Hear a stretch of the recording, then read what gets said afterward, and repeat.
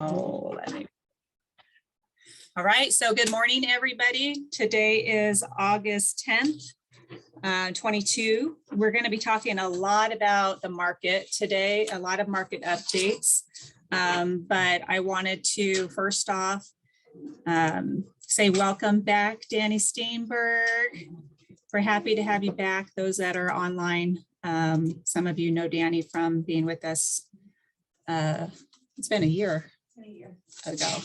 So welcome back. So let's talk about good news. Who's got good news for the last week? I want to hear all about it. Tell me. You guys. Okay, okay, Caprice, thank you. Winchester's closing, yay. What else? Okay, who did open houses over the weekend? I want to hear about them. Okay, Joe, how was your open house? Oh, it was in Four Seasons. It was Linda Land's listing. Yep. And Linda's like, yeah, I want to hear how that go. Yeah, it was fine. It was a little slow, but it's a nice house, and it was a good experience. And yeah, that's about it. No buyers unattached. No, actually, one showed up. It's a 55 plus community, and she didn't know it was 55. She wasn't 55. But did she need a realtor? That is a possibility, yes. Okay, good. Then one is good. Yeah. One you can work with. Who else did open houses? Anybody? No? I did, Shannon. Oh yeah, Chris, how'd it go? Slow also. I had 6 people and they all showed up in the last hour, thank God, because I sat there for 2 hours thinking this thing is a disaster. But you know, what was nice was of the 6, 3 of them were actually neighbors, and I had just done my regular farming, you know, put flyers on people's doors, so they all recognized me, you know, from the flyer that I had just dropped, and they wanted to know about values and all of that kind of stuff. So I've been hitting my neighborhood kind of hard with the farming. So for me, I'm hoping that that's, you know, a long-term investment, and they're going to remember me, you know, in the future. So. And that is exactly, so in a market where we are like almost neutral right now, that's really where we should be focusing, is on the sellers, on all the neighbors, and getting out and meeting and greeting the neighbors and telling them that we're having the open house. They're going to see how hard you're working. If you're there every single weekend, do it every weekend, because they're like, oh, there's Chris again. Chris doing that open house. He's a hard worker. So I love it. So who else? I saw hands. We did open house on Saturday in Four Seasons, and we were there like 3 hours. We had 6 groups. 6 groups through in Four Seasons. That's really good for senior. Because that house is actually under contract, so definitely signs, or I think we're calling them in. But you know, people were all when we said, hey, you know, we're about to fall out of contract, so we're ready to move. If you're ready to move, you know. Well, that's good. 6 is not bad. And did you have unattached buyers, or that came through? They all say there was somebody. They all say until they fall in love with you. Yeah. So Victoria. So I did one on July 31st, and out of that one, I have a prospect that I'm working with. That's good. So he's not in a hurry. And then I'm also working with the Palm Springs Referral. And he's not in a hurry. So, so I've got 2 not in a hurry buyers. Well, the thing is that school's back in, you know, starting. It's a progression. Like Menifee started Friday, right? Yeah. Friday, and Temecula starting Monday? Yeah. So who? Temecula is next Wednesday. Okay. So, you know, there may not be a lot until everybody gets settled back with their routines, and they may be waiting because they want to get settled with their routines. So don't give up on the open houses. And I know, I don't know if Jill's on here, but it sounded like she's got a lot of listings coming, and she's only one person. So I appreciate everybody who's sharing their listings. Sarah Lee's been wonderful sharing her listings for open houses. So thanks so much for that. Oh, so I didn't. I have an upcoming listing appointment on Friday. Oh, yeah. Tell us, how did you get that, Lynette? Actually, it's through my husband. I know the person when I was going in the bank, but my husband is the one that actually gave her my business card. She no longer works at the bank. She left 2 years ago, and she actually called me up and she said, your husband gave me your card, so I just want you to come over and talk about listing my home. There it goes. So, I've said many times in the past, like if you set yourself out for the day and you put 5 business cards in your pocket and try to give those 5 business cards away. Lynette's really lucky that her husband is her greatest promoter to help promote her. So that's awesome. Well, good luck with your listing presentation tomorrow. I'm sure it'll go fabulous since she called you instead of you tracking her down. Thank you.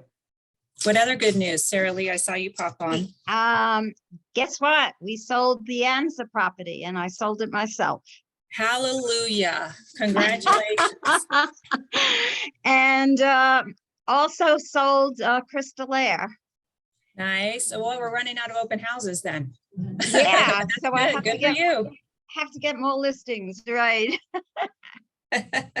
That's awesome news. All right. So since we're talking about listings, who's got listings coming up that they want to pitch, or buyers' wants and needs, or price changes? Don't all speak at once. Linda. So I have a buyer and I thought, oh, okay, when I first talked to him, I'm thinking, oh, okay, right. But anyway,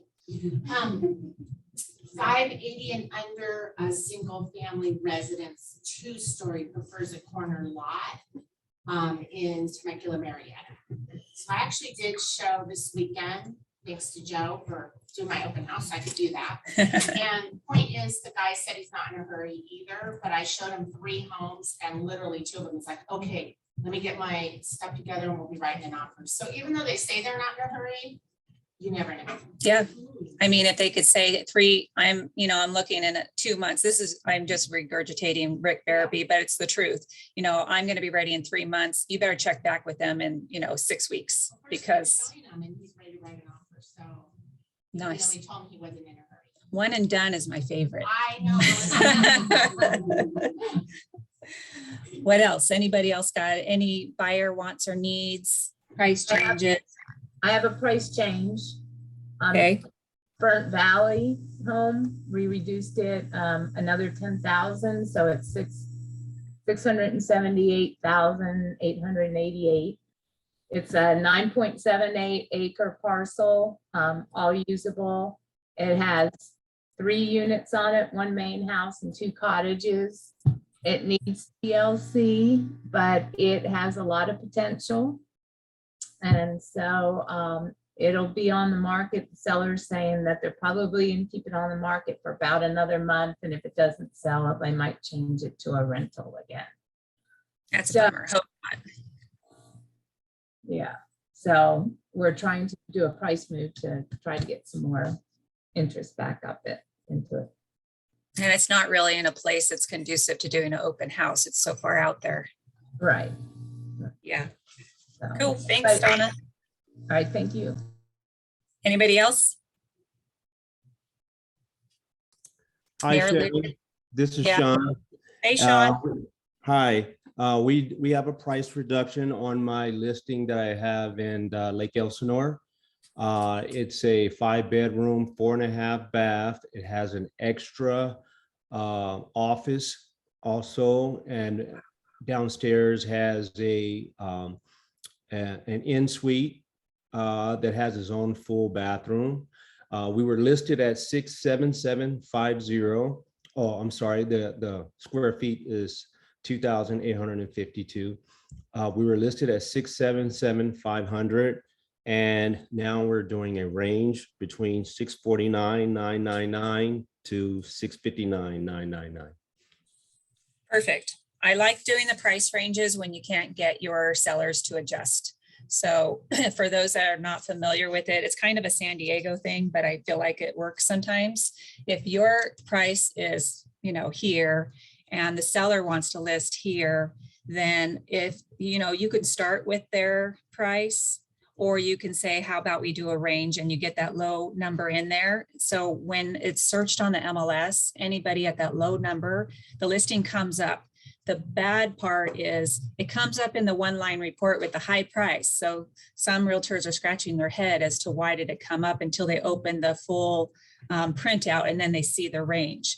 And the point is, obviously, just get an offer so we can negotiate. And I've had that work for me a few times where the seller started high, period, didn't want the range. And I said, okay, can I add the range in now after, 3 weeks? And we did, and we got a low offer. Of course, the buyer wants to write it at the lowest offer, and they took it because they were tired of waiting. So good for you, Sean, for doing that price range thing. Thank you. Anybody else? Okay, let's talk about the market, what's happening locally here. So we've, in the last 7 days, our local market, the 6 cities that we serve, which Menifee, I know you go all the way out to Hemet, but I don't do Hemet from here. So Temecula, Murrieta, Menifee, Wildomar, Winchester, and Lake Elsinore. We had 204 new listings come on the market in the last 7 days, which is just 4 less than we had last week. And 196 went into escrow. So again, we're not building that inventory like barely at all out here. As far as the pendings goes, it's 21 less listings than we had going into escrow last week. We had 136 properties close escrow in the last 7 days, and that's down from down 25 from the week before.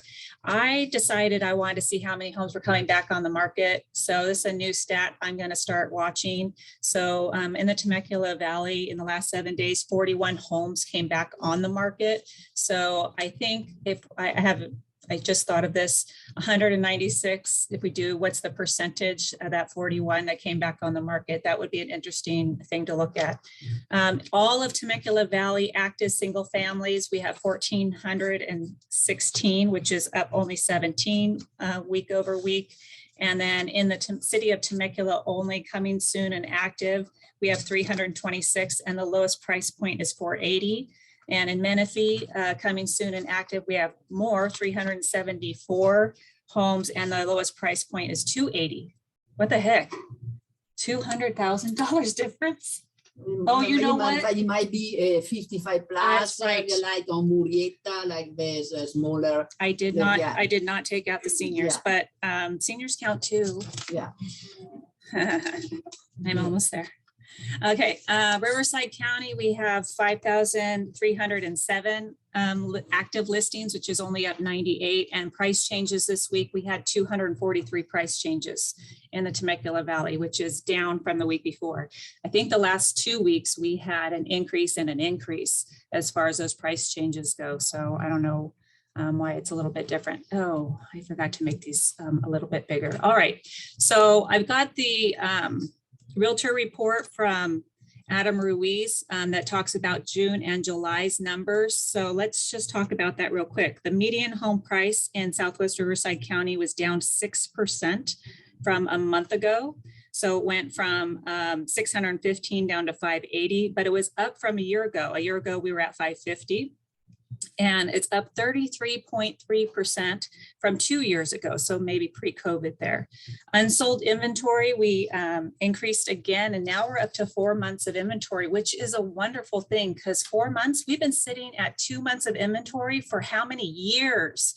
So 4 months worth of inventory is getting to sound really nice. As far as days on market, it increased up to 14 days from just 6 days last year. And then unit sales, we think we are all feeling it, are down 25% from the previous month and 37% from last year. So you can see that 25% right here in the change.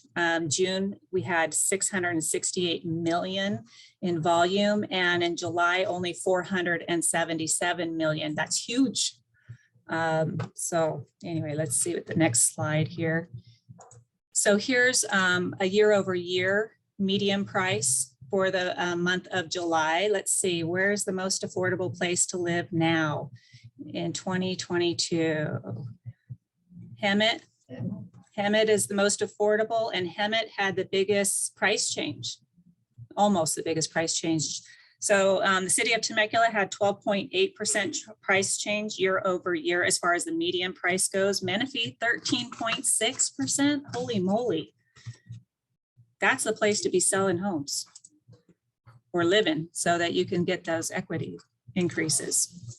All right, so here's the month at a glance. This is for Southwest Riverside County. It's kind of reiterating what I just said. So as far as existing home sales for the month of July, we had 772 sales, and in June we had 1,029. The year before, for the month of July, we had 1,225. So you can see the huge difference there. The median home prices, you can see from July it was 580, June was 615, and a year ago. So you could see those price changes. Unsold inventory for July, we had 1,975. Now this Southwest market update, it does include San Jacinto, Hemet, and all of that. So you'll see those numbers there. But unsold inventory, the change was 14% month over month and 107% year over year. So a year ago we sold, a year ago we had 956 units available. And then there's the total months inventory going from 3 to 4. Last year we had only 2 months, and the time on the market in June it was 10. In July it's 14. I'm feeling like we're closer to almost 20 right now. How do you guys feel? Yeah, everybody's shaking their head. So here's your average home on the market. So in the month of July, I have a couple things highlighted. So the city of Temecula, the median sold price, $756,000, but the average is $879. You know, the averages don't really work for me because when you have $1 million homes, it really skews it. But what's really interesting to me is the average home size and the year built. So again, 2,500 square feet is the average square foot, and a 1999 built 4-bedroom, 3-bath house. So nobody's still going, not too many people are going for things that are over the 2000 built. They're either staying put in those homes or taxes are probably keeping them and buying these. Hemet looks like the most affordable as far as the median sold price at $430,000. And then the price per foot, Canyon Lake wins out there. But again, you know, that's kind of a premium place being a gated community. So these are the July closed sales by city. And you can see let's see, so Temecula is blue. And so we're looking at 2022 is on the right-hand side of your screen. What a difference, 2 years, just going down, down, down on the number of sales that happened. Murrieta is the red, Wildomar is the green, and Winchester is the gray. So everybody pretty much going down there. Here is Lake Elsinore, Canyon Lake, and Menifee. So Menifee actually didn't do too bad. They didn't drop tremendously like Temecula did, but yeah, kind of looking at them as I go here. Anyway, and then here's Hemet and San Jacinto and Paris. So Hemet had a rise last year, and then so far this year looks like this is for just the 1 month. So they had a rise last year in July and then a decrease this year. And not doing too bad in San Jacinto and Paris, it looks like, kind of holding on out there, maybe because affordability is a little bit better out there. They're getting the sales that are kind of sticking around. So I wanted to share with you a clip from our upcoming speaker. Stephen Thomas is coming to our August 31st event, and he's a quantitative economic and decision scientist major. So I really love that he focuses specifically on real estate. I want to share with you just a snippet from last week's reports on housing. So give me a second while I switch over.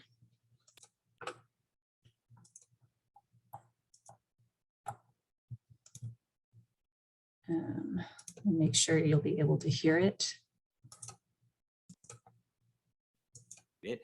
So let's get back to the housing market and look at this. This is the inventory here in Southern California. And as you can see, it has definitely come up quite a bit. And as a matter of fact, we have been lower before in other years, 2017 being one of those, in 2019 at the end was one of those. So you can see we have actually been here. So inventory has actually climbed enough where it is definitely a different story out there right now. And yes, it's been like a rocket ship up, but I do want you to see on the right-hand side, you can kind of see it. There's actually a curve to this. And that curve has to do with the fact that demand is starting to increase and the inventory is, the increase in inventory are starting to decrease. So we're not going up at as big of a rate as we were before. And you can see it here probably the best because this is from the start of the year to where we are today. And today we're at 31,322. It's up 3% or up 789, but that was the smallest rise since the end of March. And if you see that, the end of March, it was before that started to really rocket up, and now it's slowing down again. So it is rising, but just not nearly at the rate that we were before. And that has everything to do with mortgage rates coming down. It's the highest level since July of 2020. And last year, 20,458, that was 35% less, or 10,864 fewer homes on the market. And then the 3-year average is 41,165. That is 31% more.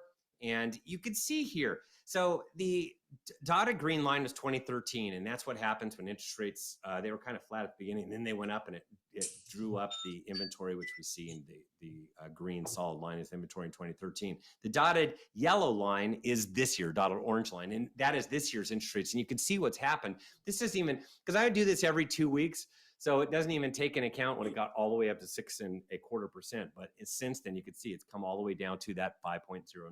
That's where it is. It's come up to Was that last Thursday? where it was for a while, and then it came all the way down to 5.09%. And you could see the inventory was going up, and now it's starting to slow. This is not what I want to see. I actually want to see this thing continue because we need more inventory. We need that balancing act. And that's exactly what the Fed said that one of their mandates, one of the things they want to do with the residential resale market is see a little bit more balance, and we're not going to get it yet. So this is what I'm talking about. I'm talking about that.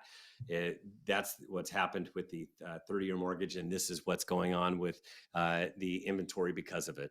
And as far as where we are right now, typically we peak between July and the middle of or the third week of August, and that's typically where we peak. But in years like this where interest rates go up, that is where the peak is actually later. It's typically October to Thanksgiving.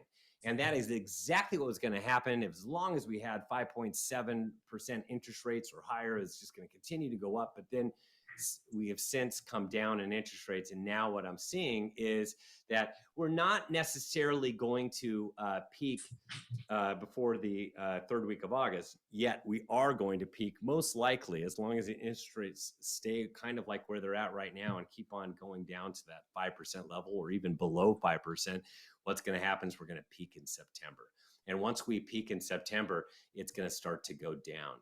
And it will continue to go down. See, what was going to happen before is it was going to continue to go up and peak in October, and it would have probably been right on that purple line or just right below. So we would have a year that we finally got back to where we were prior to COVID. But instead, we're going to be dealing with this kind of a slope. And when that happens, it's just going to off to the races again in 2023. We're going to have not enough homes on the market.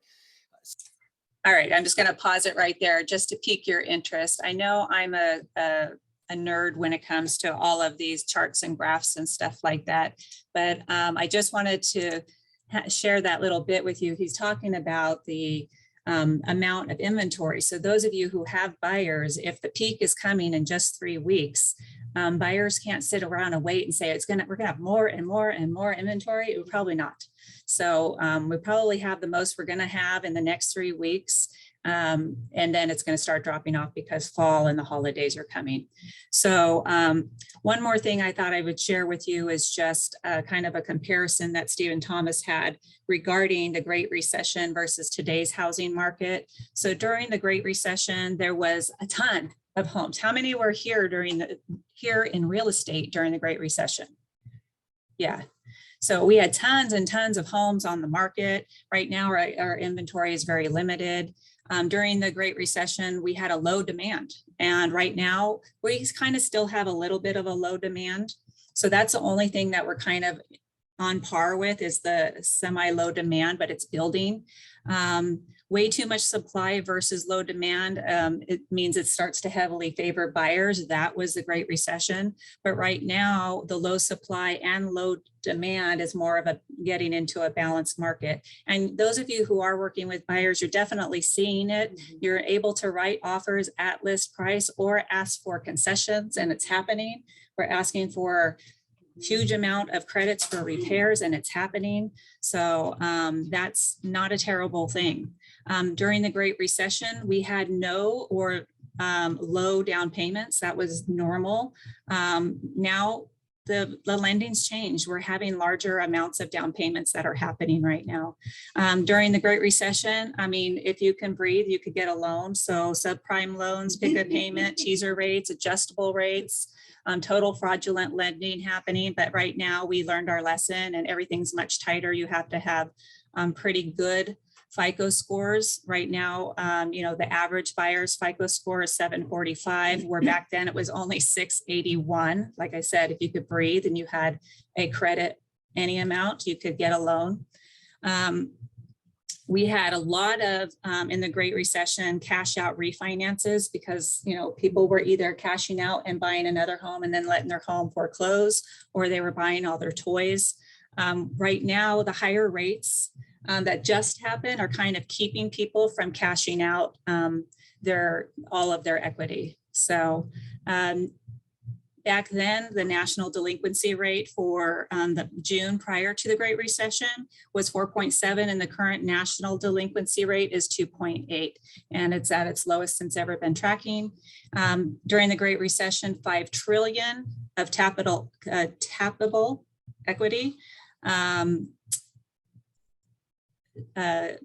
was refinanced, and they could still have 20% equity. Right now it's 11 trillion. We have 11 trillion of tappable equity. Who created that word?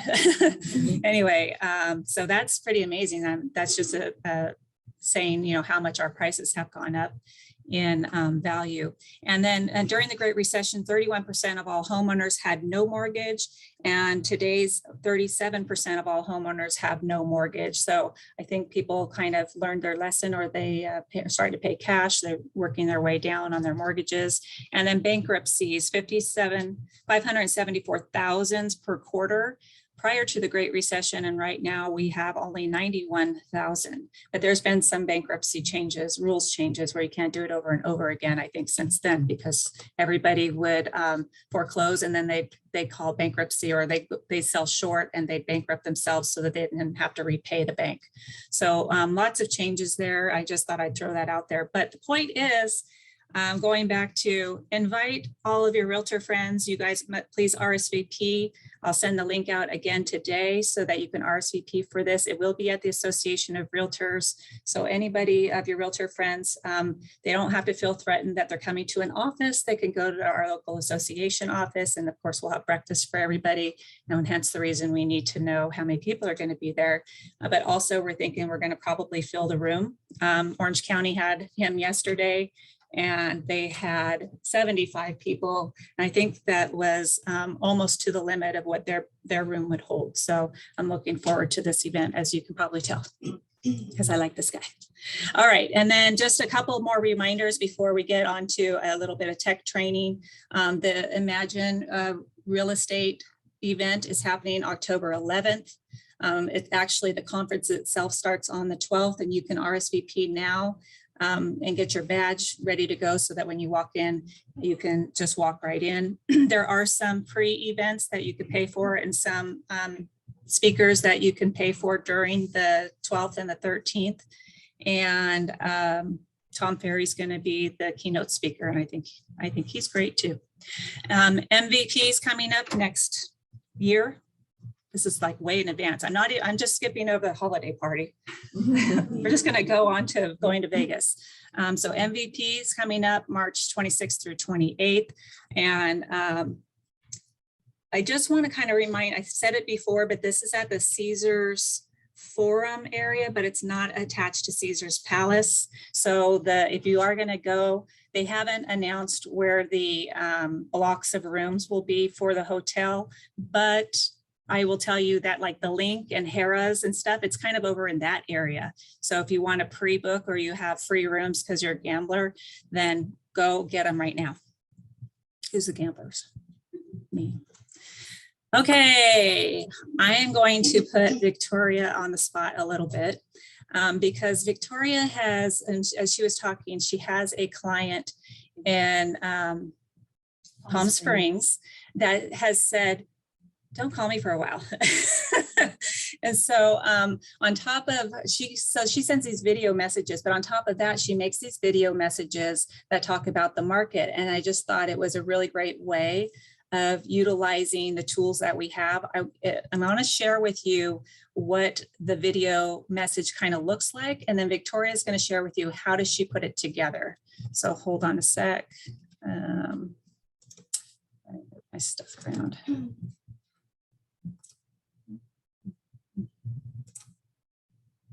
Put him down.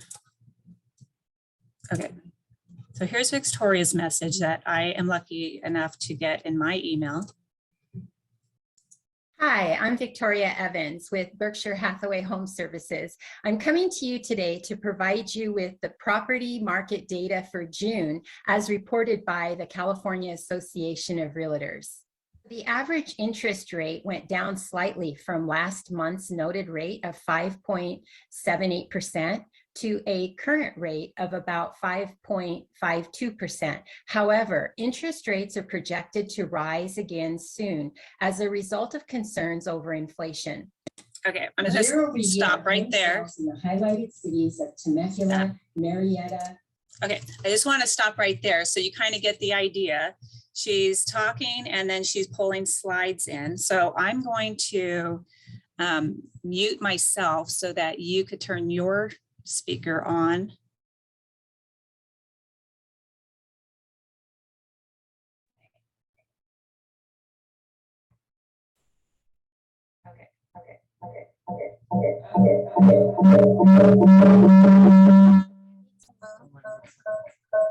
Should I turn on your speaker? My mic. Okay. Maybe you should come over here. All righty. I was trying to avoid that. We should have tested that out.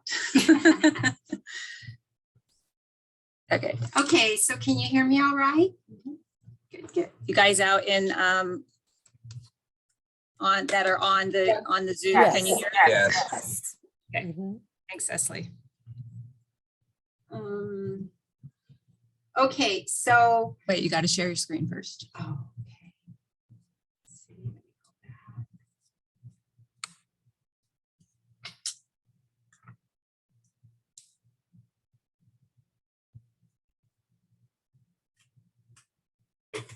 Let me help you. yeah, I think I already, well, oh, can I go here? Yep. There we go. There. Okay. And so then right here. Yep. All right.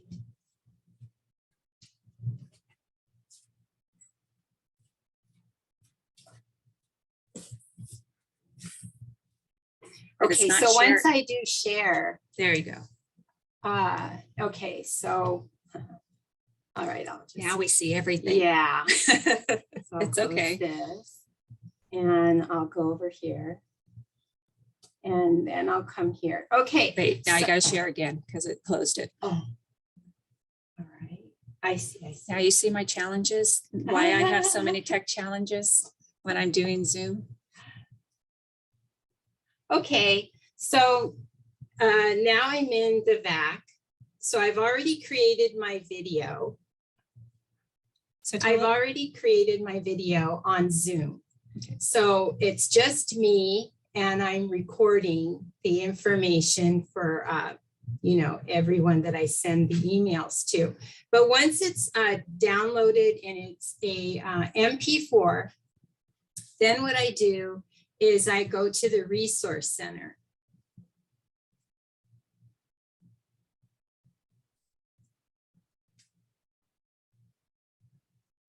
I log into Marketing Resource. And then I log into Market Yourself. And right up here, I go to My Library. And then I upload a video, whatever video that I want to upload. So I just go to, you know, select files. I'm not going to take time to upload a video right now, but when you do, what you're going to see is it says video is processing. And what I've noticed is if I log out and come back in a little while later, my video will be ready. So that's how I do it. How long does it usually, well, how long is your video? It depends. Okay, so I try not to have my videos be longer than 10 minutes. And so sometimes it'll take, you know, maybe 20 minutes for it to be ready. Okay. So I just log out and then I log back in later. Okay, so after I've done that, then I go to the video that I want to use. And I'll go to email. So I'll choose the type of e-card I want to send it in and fill out the appropriate information. And unfortunately, I would have to fill out all this information before we could actually move on to the recipient. So I'll try to be quick here. So it's kind of like, it's the same situation when you're building a flyer and there, the yellow exclamation points have to be, they have to turn green or else you can't send it. Exactly. Right.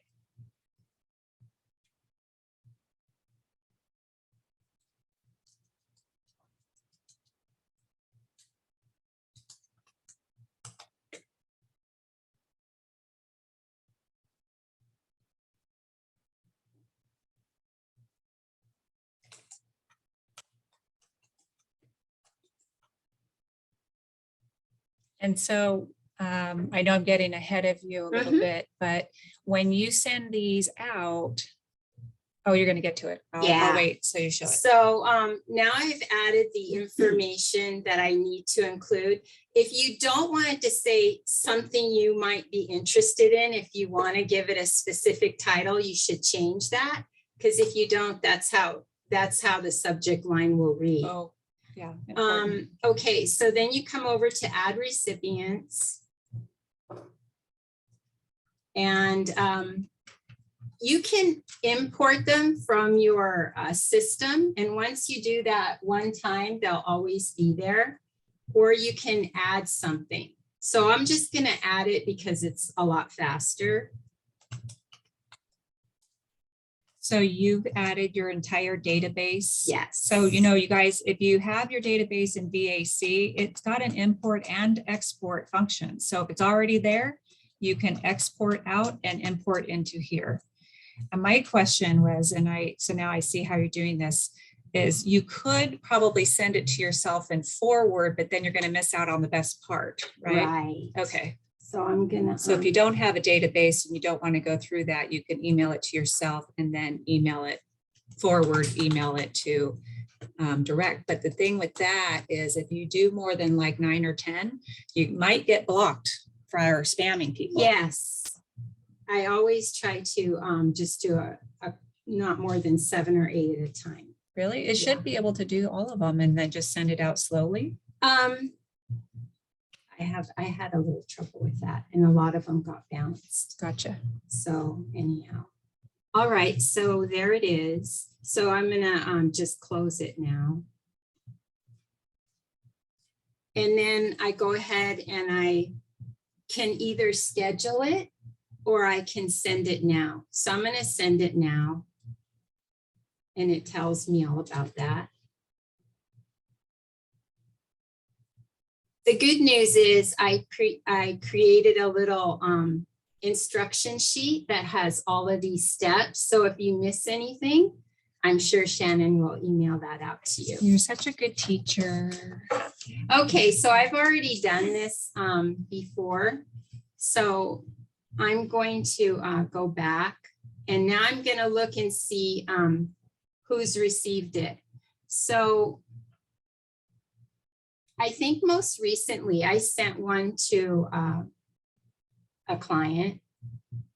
And so what I do is I go back and I click on the original video, and it has info and activity. So now I'm going to look at the activity. So here I am in activity. And I want to see, did he actually open it and look at it? So I go to e-card delivery, or delivery e-card. And it shows that he saw it, but he didn't click on it. So he saw the email, but he didn't click on the email. I did. So there it shows that I clicked on it. So he opened the email but didn't watch it? Exactly. Okay. Right. Okay. So then I know, and you know, I can call, hey, did you have a chance to look at the video I sent you? And you know he didn't. Yeah. Just call him on the carpet. Okay, so that's it. That's basically the process. And again, there are instructions printed out so that if you need help, you can look at the instructions. Awesome. Thank you so much for sharing that. My All right, you'll pleasure. have to stop sharing and I'll get back to mine. Oh, there. Nice job. Good Thank job, you. Victoria. Thank you. One of our many resident teachers. So she did even make, like she said, she made out a whole how-to point by point. All right, any questions for Victoria on that before we go to Joker Jackpot and be done? Oh, my pleasure. All right, so here in Temecula, we have Joker Jackpot every week. And Menifee's probably not doing this, but you're welcome to join us if you're here. So Joker Jackpot is $1 and one business card into our bag. And what we're drawing out of a stack of playing cards is we're trying to draw the Joker out. The rules are you have to be present to win. And if you don't draw the Joker, we do not put that back into the stack of playing cards. So the stack of playing cards gets smaller and smaller and the pot gets higher and higher. You still have an old one every week. So right now, everybody's still digging for money. We're going to be at $81. And I do allow, when I do Zoom, I do allow the people online to count as being present. So Shauna. Yes, ma'am. All right. You need to come here. Why don't you let Kiara draw out of the bag? Should it be the business card? So you're picking the business card of who gets to draw the Joker. Caprice. Okay, Caprice, let's see.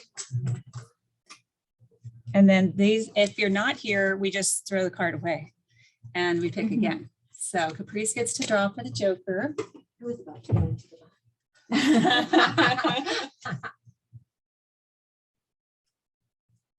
Three of hearts. Okay, on for next week. So we'll probably be close to $100 next week, right? All right. Okay, that's it for today, you guys. Thank you so much for joining us online. I did record this, so if you want to watch Victoria train, you can watch her, and then I'll also send out the links of the instructions. Did you do pitches? I did do pitch. You want to pitch? Come here. Guess what I was doing? Come over here. I was actually answering a phone call for someone about this house. Lori is going to pitch her house because she was prospecting. Come here in front of the camera. Come in front of the camera. Good morning, everyone. Thank you for allowing me to hold you up just for another minute or two. I have a new listing. It's an out of area listing. And so, you know, this is just one of those testimonials that, you know, how we have everybody on the VAC and all of our relatives that live, you know, just because we think, oh, we'll put them on there. Well, this person is my brother-in-law who lives like 4.5 hours away from me, you know, and just gets my little monthly newsletter. And next thing you know, it, he decides he wants to put his house on the market. And who is he calling? Me. So it turns out that it's a fabulous property. It was qualified as a luxury property based on its area and location. So what you've got in front of me is my flyer. I actually was able to create this beautiful flyer off of our VAC marketing resources. And this is the first time I've ever used a QR code in my publicity. So it works fabulous. If you take your cell phone and you just put it right over it, like we do at the menus and stuff, it pulls it right up and it takes it right to our property websites on our listing. So that's kind of cool. So the property, you're like, well, why are you showing me this? We're Temecula. Well, the reason why, and why I stepped out a few minutes ago, is I actually had a person that drove by this house, got the flyer out of the box, has been driving up and down looking at this house now and looking at it online for the last 2 weeks. They called me. They're not represented by an agent. They are in the process of completing their 1031 exchange transfer funds. They'll have that wrapped up and done in 1 week, and they're already asking to see this property today. Well, you didn't tell the people in online, what is it? What is the property? Oh, I'm so sorry. It's a 4-bedroom, 4-bath, 4,450 square foot home. It's got 2.5 acres of horse property. And the reason why I am bringing it up to you in Temecula is because how many of you are working with buyers who are looking at making changes to their portfolios, their stock portfolios? They're tired of, they're going to cut their losses. They're going to look for other ways, or the 1031 exchanges. There are people out there who are looking and need to, because he told me on the phone, I have a deadline. I have a deadline that I need to get this completed by. So there are people out there. So even out here, you know, this is very comparable, this area, to Temecula wine country. It is 15 minutes away from Paso Robles. What's the city? Oh, Atascadero. Sorry, Atascadero. 15 minutes from Paso Robles, which is the next biggest wine country besides Napa. So it's a beautiful, beautiful home, immaculate condition, makes a great second home as well. My last 3 showings have all been people looking at it from Upland, LA, coming up to see it for second home opportunities, Ridiculous. all cash. The last 3 showings, they're all cash people.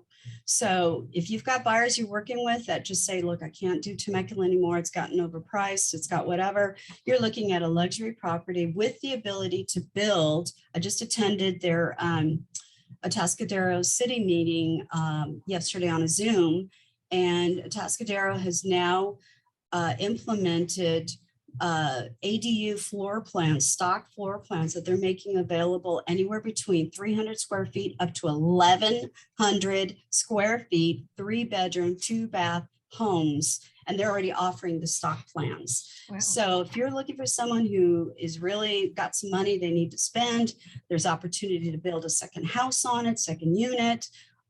Hit me up, hit the flyer up, sell it. And is that it? Yeah. Okay. Good. I hope that you get to double end it though. Wouldn't that be awesome? You said you did a broker open house? I How did did. that go? You know what? Let me mention something on that. I am so sorry, guys.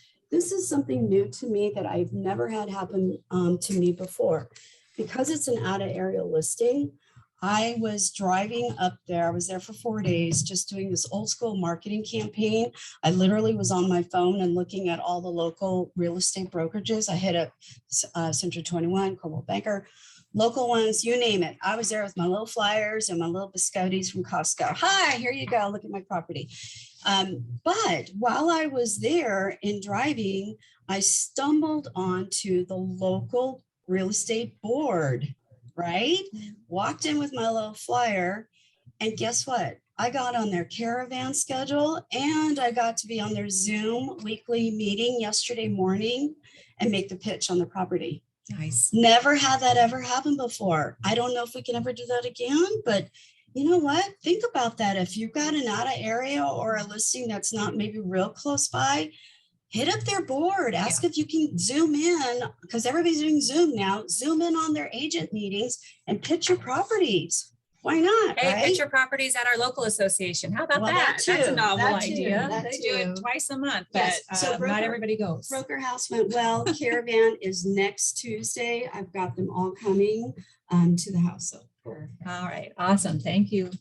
Appreciate it. All right, any other announcements from anybody?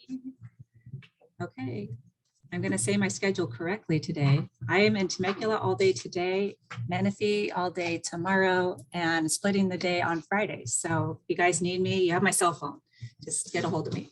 All right, you guys have a wonderful week, and I'll talk to you soon.